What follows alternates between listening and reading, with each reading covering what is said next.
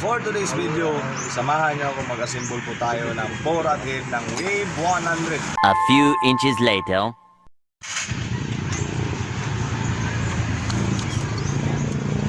Ayun mga idol, napasok na rin. Sa kabila naman po tayo dito sa may exhaust banda. Yun o, spring. Tapos yung lalagyan ng valve lock.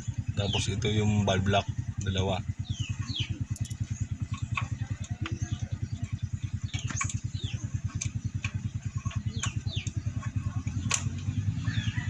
Ganyan lang po pagkalagay. Yan o.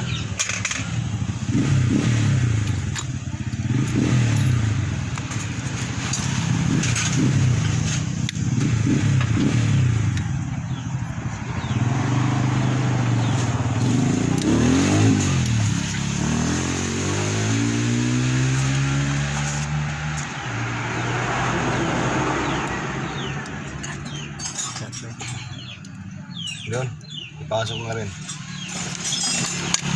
Okay na po. Tapos pasok natin yung camshaft niya na stock. Yan. Tingnan na po pagkalagay. Tapos rocker arm, dalawa. AJ, gumit! Rocker arm, dalawa. Rocker arm niya, dalawa. Tapos may pin, dalawa rin.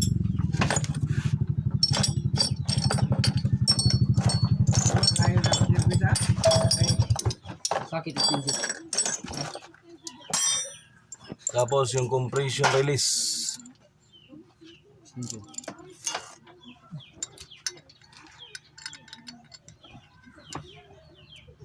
Ganito lang po yan.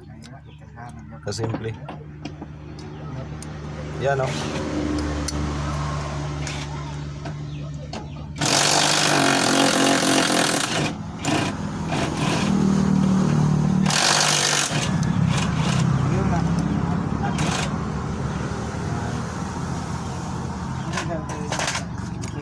Cut.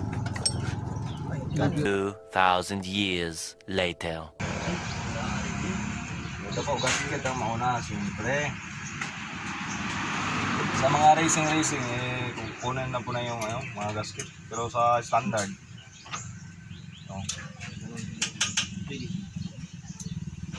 tsaka sunod natin yung bore.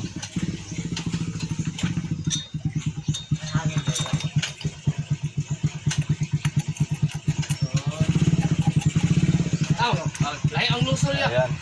Ikas lang. Pana ko, pana ang pamulso.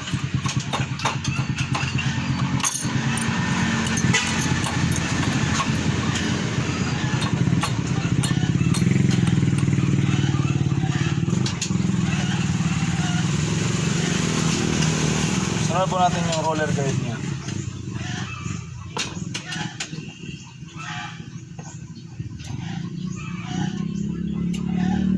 Tsaka yung bolt ng roller guide. Ganito lang po yan. Ganito lang po yan guys oh. Paglagay. Yan. Ang dali lang no?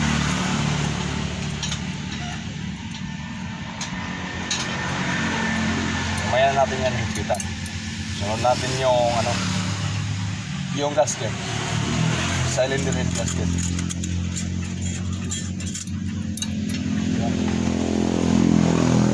Tapos may dalawang dowel.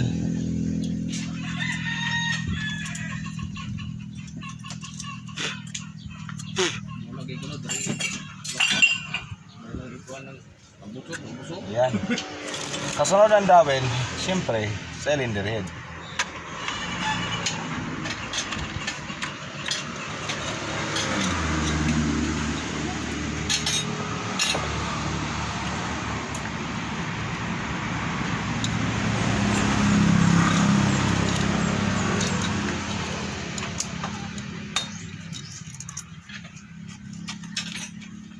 Then gasket.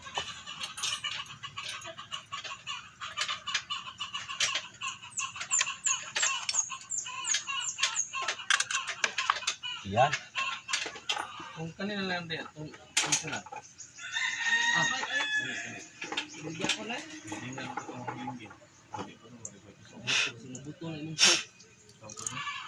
May mga nut po yan guys at saka washer.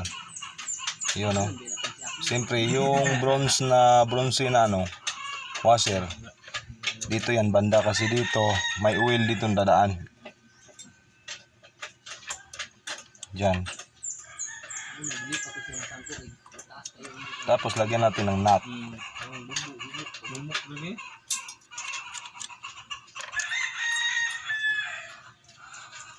Masaya rad-rad eh.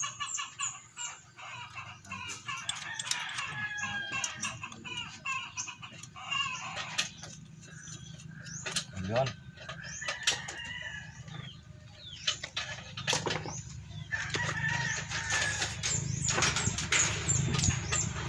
Tapos yung bolt dito sa gilid.